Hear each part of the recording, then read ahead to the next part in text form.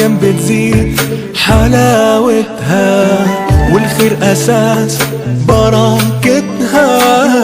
حاول جرب دوس سكتها، تحلى الدنيا اكتر حواليك. يا ناس تحتاج تساعدها، ممكن ضحكة شيء يسعدها. طب ما تجرب عليكم السلام ورحمة الله. كل سنة وحضرتك طيب. حضرتك طيب والصحة والسلامة.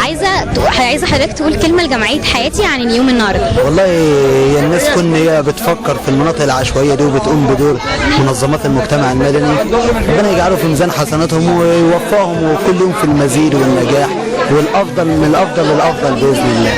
يا رب ربنا يخليك. عايزه اعرف من حضرتك الاحتياجات بتاعت المنطقه هنا، ولو حضرتك محتاجينها.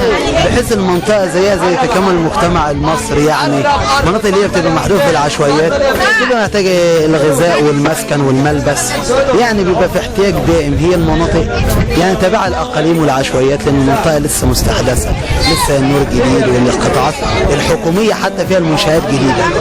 فكل الجمعيات الاهليه وجمعيات الخيريه زي جمعيه حياتي كده متطوعه ليهم، جزاهم الله خير، وان هي بتسعد الاف من الاسر في ايام رمضان كده، يعني جزاهم الله خير وربنا يوفقهم. جزانا واياكم. شكرا لحضرتك. شكرا لحضرتك. جزاك همك او انينك بيخفف يا ما عليك. السلام عليكم. ورحمة الله وبركاته. كل سنة حضرتك طيب. وحضرتك بالصحة والسلامة. عايزة حضرتك تقولي كلمة لجمعية حياتي. الله يبارك لهم ويديهم الصحة، والحمد لله يعني هم مش خلينا عايزين حاجة. السلام عليكم. كل سنة حضرتك طيبة. قولي كلمة لجمعية حياتي. والله ربنا يقدم لكم كل خير، وان انتوا هتعملوه ان شاء الله تلاقوه خير قدامكم ان شاء الله يا رب. ايام الخير